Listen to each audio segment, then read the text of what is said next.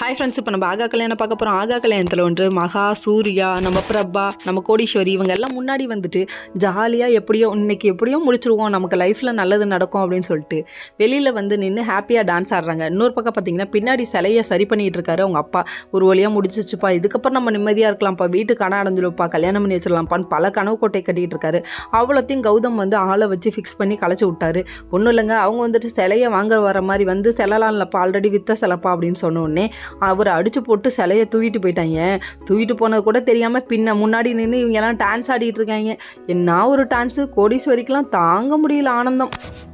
நம்ம சூர்யாவை டான்ஸ் ஆட அவங்க கூப்பிட சூர்யாவுக்கு டான்ஸ் வராதுமா அப்படின்னு சொன்னால் கேட்கவே மாட்டேங்கிறாங்க. அதுக்கப்புறம் ஒரு வழியாக கோடீஸ்வரி டான்ஸ் ஆடுறாங்க, அதுக்கப்புறம் சூர்யா மகா டான்ஸ் ஆடுறாங்க. இதெல்லாம் பார்க்க நல்லா தான் இருந்தது, கொஞ்சம் என்டர்டெயின்மெண்ட்டாக போணுச்சு. இதை விட இம்பார்ட்டன்ட் என்ன தெரியுமா, நம்ம கோடீஸ்வரி வைக்கப்படுறது தான் தாங்க முடியல.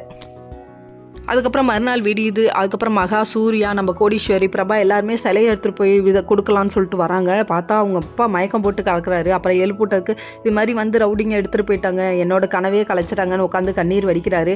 இதெல்லாம் பார்த்துட்டு நம்ம சூர்யாவால் டைலாக் பேசாமல் இருக்க முடியல. அந்த இடத்துல அப்படியே எடுத்த சப்பதம் முடிப்பேன் அப்படின்னு சொல்லிட்டு டைலாக் பேசிட்டு எந்திரிப்பாருன்னு பார்த்தோம். கடைசியில் வேடிக்கை பார்த்துட்டே நிற்கிறாரு. என்னடா இது இப்படி இருக்கே அப்படிங்கிற மாதிரி இருக்குது.